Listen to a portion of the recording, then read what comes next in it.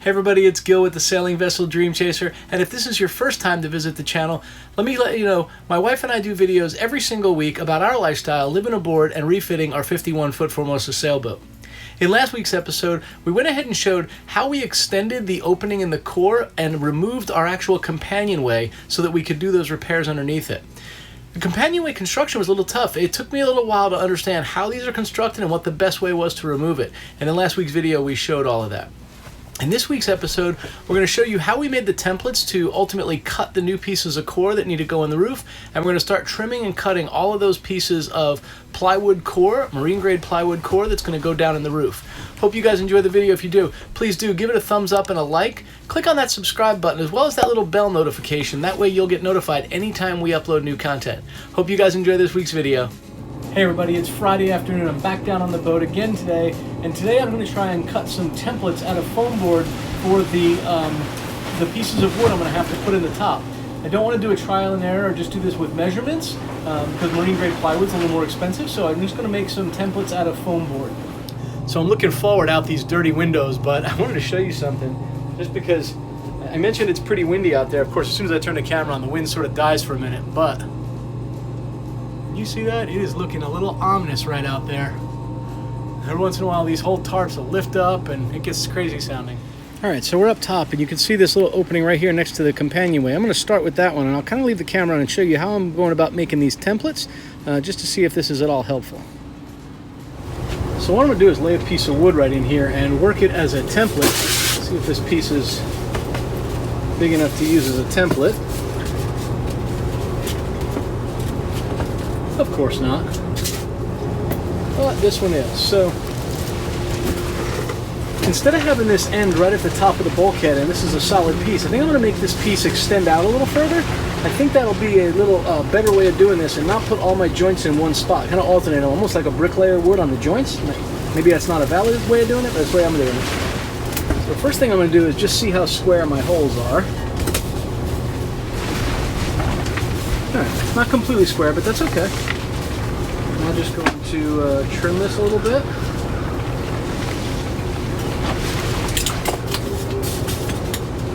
Alright, gives me a nice fit right in there. And now what I'm going to do is I'm just going to mark where this little piece is sticking up.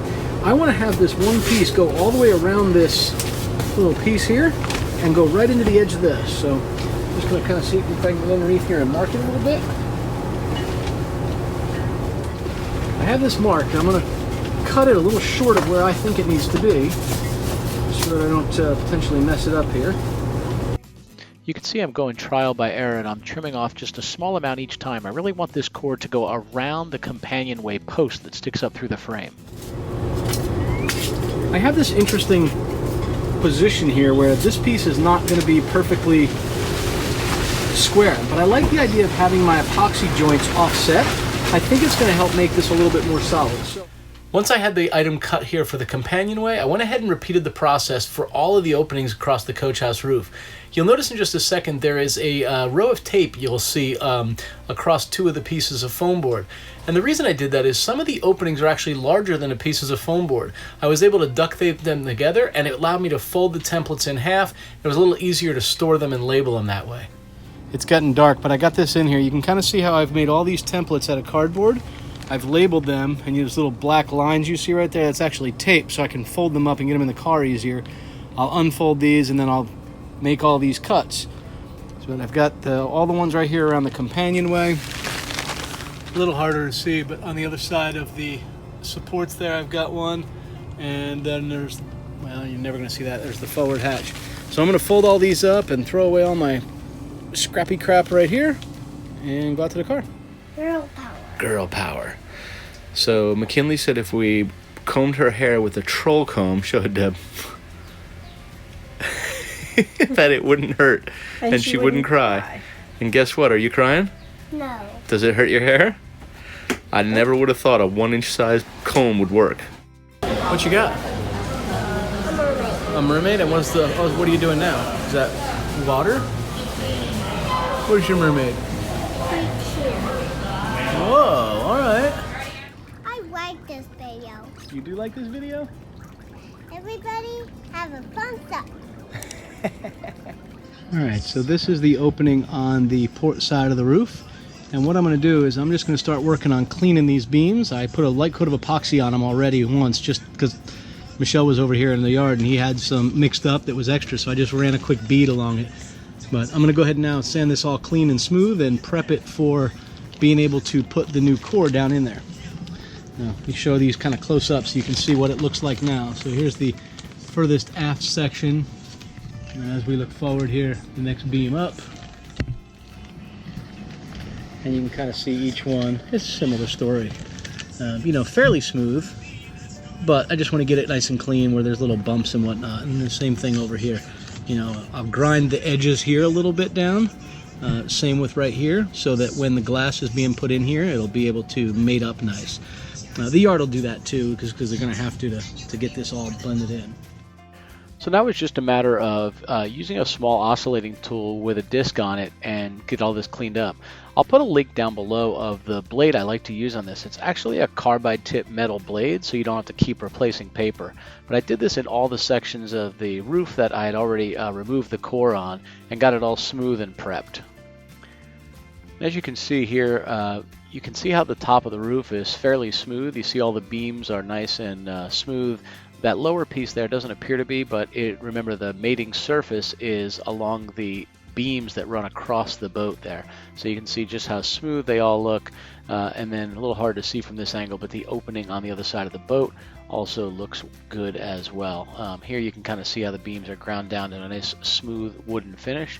It's going to be the right surface for adhering the thickened epoxy to the bottom side of the core that I'll end up putting down. And you can see all the different sections here. I'll talk a little bit more about this coach house wall in a few moments. Happy Tuesday. It's Tuesday the 20th. I'm back on the boat after work. I'm going to do a little bit more work here. I'm going to actually cut some dado cuts in all the places where the new core is going to sit on top of the old core, where it doesn't actually sit on top of a cross member. I'll show you some details. It's a little hard to explain, but I'll show you what it looks like on the boat as I cut these. All right, so as I look right here at this edge, you can see I can butt up a piece of plywood right up to that, right like this, and it would give me one mating surface, that vertical surface. But if I create a dado here and a dado on the bottom side of my piece that will sit on that little lip, it'll give me a vertical surface, a horizontal, and a vertical for connection. I believe it's going to be a more solid solution. So I am about to cut this and see how it looks. I thought it might be helpful to show a diagram of this. So in the top part of the screen, you can see what two pieces of plywood core with a butt joint might look like. And you can see there's essentially one vertical surface, and that's all. But in the lower half of the screen, you can see that if I were to cut this rabbet joint, essentially route a top edge of the existing core and the bottom edge of the new core, when I mate these together, I have three mating surfaces. I have where the number 1 arrows point to the upper vertical surface, the number 3 points to the lower vertical surface, and the 2 points to the horizontal surface between the two. My thought is this gives me much more bonding and also a lip to have the other core sit on top of. So I just set my router bit for half the thickness of the actual plywood core, and I ran it along the upper surface. So fast forward through this. I also wanted to show you another interesting thing. This is the coach house wall after the roof has been removed, and where I'm pointing right here is a void. That void you're looking at is actually where the vertical surface of the coach house core should be. And as you see, there's a void there. So it was partially rotted from leak over time. So I've used a vacuum and I sucked all of this out of there. But ultimately what I'm going to do is pour epoxy down into that opening. I think that's going to be a sufficient and solid fix because the entire compression post where I'm knocking is solid. Well, I got a little bit done before it got dark. I went ahead and cut those dado cuts on 2 of the different joints. I showed a little bit of that a minute ago. And then I also went down below and I just started vacuuming down below. I mean, everything's covered in dust. It needed a good first run. This is certainly not the last. But I went ahead and vacuumed. First I swept, I vacuumed. I wiped everything down with a towel just to knock some of the major dust off of it. I'm covered head to toe. I don't know if you can see it in the video. Just completely dusty. But at least it's a first run. We'll come back next time with a vacuum brush attachment on the vacuum. We'll take another run at it, another run. We're getting a little closer. Well, I guess it eventually happens to everybody that does a lot of filming. I have lost a bunch of footage that was pretty critical to this, so I apologize up front for the wide-angle GoPro footage and the voiceover, because the wireless mic I'm wearing in this footage and the camera and the tripod that was set up to record it all and all the intros and details seemed to be lost. But we got back to the boat on Saturday, and we are essentially setting up to cut the marine grade plywood using those templates that we made out of foam board. We're kind of up against a time crunch here. We're going to head out of town on vacation for a week, and we really wanted to get all the core down and in place before we left so that the yard could start to do the fiberglass work in our absence.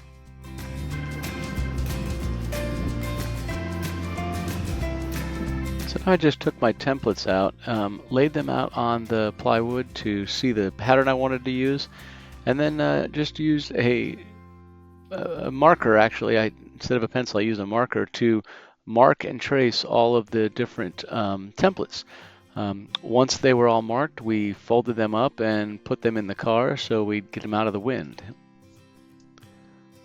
So now that we have the patterns drawn out, it's just a matter of cutting them out. I decided to use a jigsaw for this, just to make sure that I could get a good even cut, especially given that they weren't all 100% square openings based on the way I cut the top of the coach house roof. I'll put links down below on the jigsaw that I like to use. It's actually a good jigsaw with a couple of different settings and a forward and backward motion to help the cutting on a crosscut cut. So before I cut all the rest of these, I wanted to bring it down onto the boat for a dry fit. As you can see here, again, no adhesive material of any kind, and you can see the wind is whipping pretty good. It's a good tight fit. You can kind of see here how I cut it around the edge of the companionway post, and just give it one little pop here and it goes right in. So this is a good solid fit, and I'll cut the rest now. Now that I knew the wood was the right thickness, it laid in there well, I just started with that first piece around the companionway. It was time to now cut the additional pieces. The piece you see me cutting here is actually for the port side of the coach house roof, and we'll take it down on the boat and just see how well it seems to fit. And as you can see here, I'm just dry fitting it. There's no epoxy going in. It's just a matter of seeing if it looks like it's going to fit okay. And I've tried it a couple different ways, putting it in at the outside and then pushing in on the inside, as well as trying it from the inside and then pushing in from the outside. I wanted to give it a couple of different ways of doing it just to see what worked the best. So now that I tested that out, I had to start cutting the other pieces. Sadly, I came to the realization as I laid out the pieces on this piece of plywood that I actually bought 2 pieces of this marine grade and I really only needed one. One of the cuts I had to make for the bulkhead wall was longer than what would fit out of that piece of wood you just saw me remove from the table. So I decided to go ahead and cut my next section out of this new piece of wood so that they would all be at least about 2 feet shorter and they would fit inside of my truck rather than having to stick out the back like they did on the way to the workshop here today. So I went ahead and laid out my next piece of templated wood. This was an oddball shape one that goes right over the compression post itself. And as I contemplated this, I just thought, you know what, maybe I should just double check one more time on the boat and make sure this fits the way I anticipated it would. I sort of expected it would, but remember I cut this other piece of the core and laid it in place, so I thought it did make sense to see if I had any minor adjustments that I would need to make before I cut this one out of the marine grade plywood. This was one of the bigger cuts that I had to do, and I just didn't want to mess this one up if need be. If you remember, this is also where I cut the rabbet joint, and I needed to ensure that it was long enough to allow the rabbet joint to be made on that aft side closest to the hatch. And when I originally made the templates, I hadn't figured that in there, so I just needed to adjust it for that as well. All right, after taking it back out to the table and cutting out the piece of marine grade plywood according to that template, I added a small amount of width right on the section where I was going to be cutting that rabbet joint. You see here, it scared me at first when I came up here. What dawned on me as I started to put this piece in, it's the largest piece that goes across the boat of any of the ones we cut out. And I sort of needed to tuck in the side closest to my legs into the lip along the outer edge of the companionway. If you think about it, it has a bit of a round over edge, and I'm keeping that in place and filling it with epoxy and hooking the plywood to it rather than having it refiberglassed over the top. So what I'm doing here is getting that tucked into the corner and then laid out across the rest of the boat itself. Now it actually looks pretty good. I'm pleased with the way it's sitting in there. I need to push it down the rest of the way. And then I'm just testing the fit for this small piece that goes aft of that and along the starboard side of the coach house roof as well. So now that I have all these dry fit, it was time to create the upper half of the rabbet joint that you heard me talk about earlier in this video. If you recall, I used my router to trim of half the thickness of the piece of plywood that was existing on the coach house roof. I'm now doing the opposite on the bottom side of the piece that's going to go in there. In order to get this piece to actually lay down smooth across the deck, I also had to cut and mark a few scores along the top of it. So you'll see here I'm adjusting the height of my blade or the depth of the cut. I'm only trying to go between 1/3 and 1/2 way through the 3/4 inch plywood. Essentially what I'm going to do is I'm going to cut lines going across the board about every inch or so for about 2 feet of the center of it. Those cuts will be on the top, and that'll let the top of the wood rotate down into place with the epoxy to hold it. So this is with the new wall scarfed in. You can see the small joint right here. I actually made a mistake there, but I think I'm going to epoxy those two pieces together. And then it goes all the way down over the staircase. And I put dry fit the door trim on here to make sure it'll be okay. And that the latch works nicely with it, and it does. So that's what I'm looking for.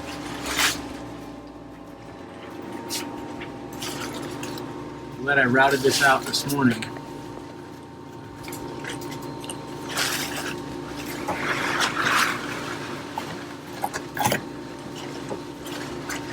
See what the top of this looks like. You can see the groove in the top of it right there. And it just fits right around that piece of wood. Epoxy that in place. Should be all set. Good news. Well, I gotta tell you, it looks about as pretty as when I decorate a cake, but I've got the epoxy filled in all the joints. It's epoxy, thickened epoxy sealed to the bottom. You can see those are cuts along the top side so that the board would curve to the curvature of the boat. And yeah, we got the one piece over here, 2, 3, 4, and 5 up near the hatch. There we go. Did you like this video? Yes, I will very like this video. Let's better give it a thumbs up.